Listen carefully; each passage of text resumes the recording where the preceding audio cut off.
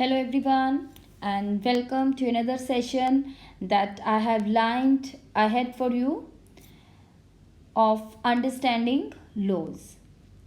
Now, I am hoping that you must be familiar with those laws that specify the age of marriage, that is 18 years for the girls, and for the boys it's 21.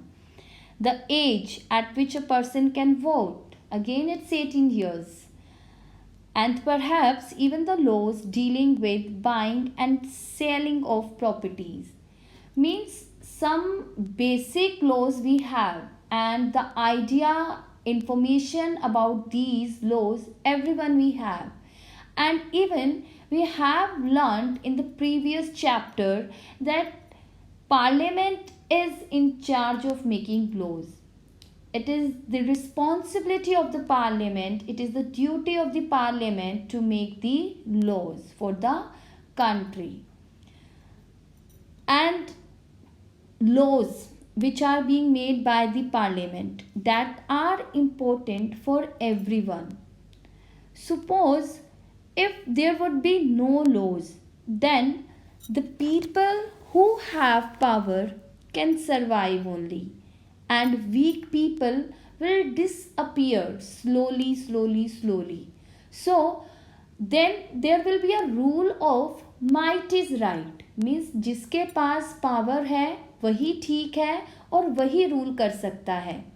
And those powerful people have right to suppress the weak people in the absence of the laws only. If there would be no laws, then only. Now, there are many questions which are related to laws. The first one is, do these laws apply to everyone? And do you know how did the law come into existence? Where did it originate from in India? And apart from that, how do new laws come into being? And could there be laws that are unpopular or controversial? Or what should we as citizens do under such circumstances? So, these are the questions which we have to answer through this chapter. So, this chapter is basically about these four things, that do these laws apply to everyone, कि parliament जो भी laws बनाता है क्या वो सबके ऊपर apply है. लॉज बनाते कैसे हैं? बनाते means we have done the process of law making in the previous chapter, but how do the ideas of making that laws developed, and what about the laws if it's unpopular or controversial, and in such condition what could people do? So let's begin by giving you a situation. The situation is, now imagine a situation where a young individual has been given a 10-year jail sentence by a district court for a crime that he has committed. This one situation. Now, his father was a prominent, powerful government official. So, he helped his son to go into hiding, and the convicted, means doshi, was able to get away from the sentence. Now, do you think the government official action were right? Means he used his power to protect his son, although he was convicted. The crime was proved. He got the imprisonment, 10-year jail. Even then, his father helped his son by using his power in wrong way. And your answer would also be same for this. If I ask, do you think the government official actions were right? Or should his son be exempt from the law just because his father is economically and politically powerful? Definitely, your answer is no. Because this is a clear case of the violation of law. यहाँ पर law को तोड़ा गया है. And which principle has been violated here? The principle of rule of law is violated here. This term rule of law is very important. So, by this rule of law, all persons in independent India are equal before the law. Means this is the provision of the rule of law that everybody is equal before the law. The law cannot discriminate, no discrimination between persons on the basis of their religion, caste or gender. So on these basis, means on the basis of religion, caste or gender, no people will discriminate it. All laws apply equally to all citizens of the country and no one can be above the law. Law से ऊपर कोई भी नहीं है. Any crime or violation of law has a specific punishment as well as a process through which the guilt of the person has to be established. Means if the people make the crime, for that committed crime, the specific punishment is there and the established process is there through which the guilt of the person has to be established. So these are the provisions of the rule of law, and this rule of law is very important because it gives the equality to everyone in matters of laws. Now, is this situation same since ancient time? No. In ancient time, India, there were innumerable often and overlapping laws. Because in ancient India, different communities enjoyed different degrees of autonomy, means freedom, different freedom, levels of freedom in administrating these laws among their own. In some cases, the punishment that two persons received for the same crime varied depending on their caste backgrounds, with lower caste being more harshly punished. So, basically, in ancient time, the laws were made in such a way that the upper caste people enjoyed some of the advantages over the lower caste people, and the lower caste people were you can say harshly or brutally punished. This slowly began to change as or evolved during the colonial period. So the system of laws began to evolve in colonial period, means in British period. So some of the historians, they credited British colonialism for introducing rule of law in India. Means according to some historians, they have given the credit to introduce the rule of law in India. But several historians have disputed this claim on several grounds. Means according to the another group of historians, they disputed this claim. They denied this thing that rule of law was established by British India, and for this thing they have given the two reasons. First one, that colonial law was arbitrary. Arbitrary होता है जहाँ मनमानी करता है इंसान. So arbitrary based on person wish rather than any reason or system. मतलब अपनी wish के अकॉर्डिंग काम करना, ना कि किसी रीज़न और सिस्टम के अंदर रहकर काम करना. सो It means that British used their power for their own selfish reasons and not for the purpose of running a smooth administration. So, for this arbitrary concept, we have two examples here, that is the Sedition Act 1870 and Rowlatt Act, which passed in 1919. Now, this sedition basically होता है राजद्रोह, means the conspiracy against the government. Clear? So, here the British government according to this act, the British had a very broad interpretation of this act. They could arrest and detain any person they wanted without any absolute evidence against that person. And the nationalists considered this law arbitrary because persons were arrested for a variety of reasons. Means reason should be there for the arrest, but here the British could arrest any group of people or even a single individual. So they put to the jail without a trial, and even the trial proceedings were not there.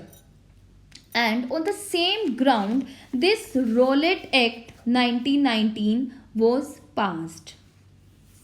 Second reason, that the Indian nationalists play a prominent role in the development of the legal sphere in British India.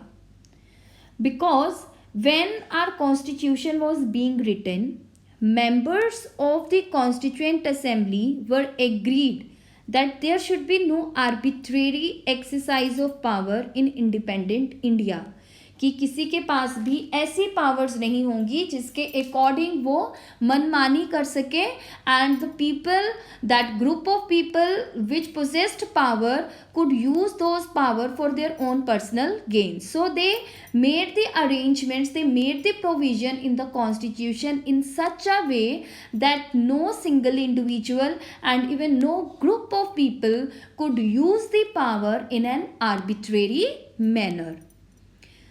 So they established the rule of law. Not the British India established rule of law. So these are two reasons.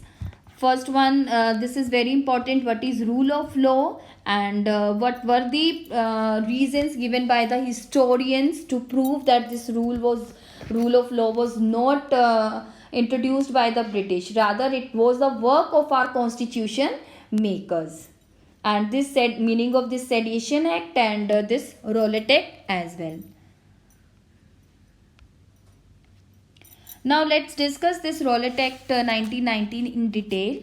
Again, this was the arbitrary act, and this Rowlatt Act allowed the British government to imprison people without any trial. So without any trial, the British government could arrest any people. Indian nationalists, including Mahatma Gandhi, opposed this law.